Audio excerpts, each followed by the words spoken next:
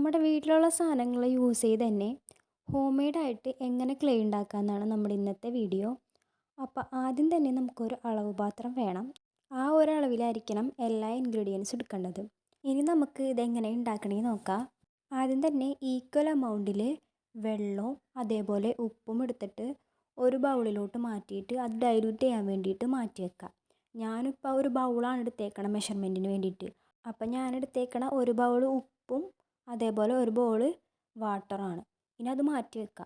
അത് മാറ്റി വെച്ചതിന് ശേഷം ഒരു പാത്രം എടുക്കുക. ആ പാത്രത്തിലോട്ട് 2 ബൗൾ ഗോതമ്പ് പൊടിയും 1 ടീസ്പൂൺ ഓയിലും പിന്നെ നമ്മൾ നേരത്തെ ഡൈല്യൂട്ട് ചെയ്യാൻ വെച്ച സോൾട്ട് വാട്ടറും കൂടെ മിക്സ് ആക്കുക. ഇത് നമുക്ക് നല്ല രീതിക്കൊന്ന് കുഴച്ചെടുക്കണം. നമുക്ക് കൈ ഇങ്ങനെ ഒട്ടണ പോലെയൊക്കെ തോന്നുന്നുണ്ടെങ്കിൽ കുറച്ച് ഓയിലും കൂടെ ആഡ് ആക്കിയിട്ട് കുഴയ്ക്കുക. പിന്നെ കുറച്ച് ചിലപ്പോൾ വെള്ളം കൂടിപ്പോയെന്ന് തോന്നുകയാണെങ്കിൽ കുറച്ചും കൂടെ ഗോതമ്പ് പൊടി ഇടുക. അങ്ങനെ നല്ല രീതിക്കൊന്ന് കുഴച്ചെടുക്കുക. അങ്ങനെ അവസാനം നമുക്ക് ഇതേപോലെ കിട്ടും. അങ്ങനെ നമ്മുടെ ക്ലേ റെഡിയായി. ഇനി നമുക്ക് കളർ ആഡ് ചെയ്യണമെങ്കിൽ കളറൊക്കെ ആഡ് ചെയ്തിട്ട് എന്തെങ്കിലുമൊക്കെ ഉണ്ടാക്കി നോക്കാം.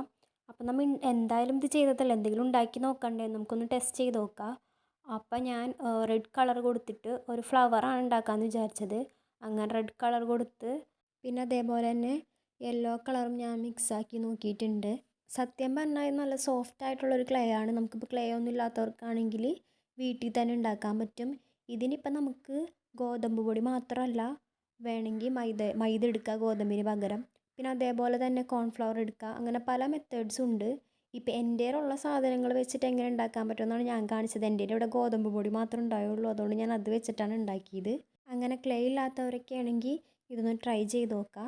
അവസാനം ഇതാണ് നമ്മൾ ഉണ്ടാക്കിയ ഫ്ലവർ.